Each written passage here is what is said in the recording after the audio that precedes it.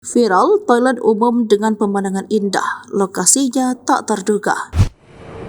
Sebuah video penampakan toilet umum dengan pemandangan indah ini viral di media sosial. Toilet umum disebut-sebut toilet termahal karena menghadap langsung ke pemandangan indah alam yang asri. Jika biasanya toilet umum identik dengan kondisinya yang kurang terawat dan terkesan kumuh, namun berbeda dengan toilet umum yang satu ini. Bukan karena mahal.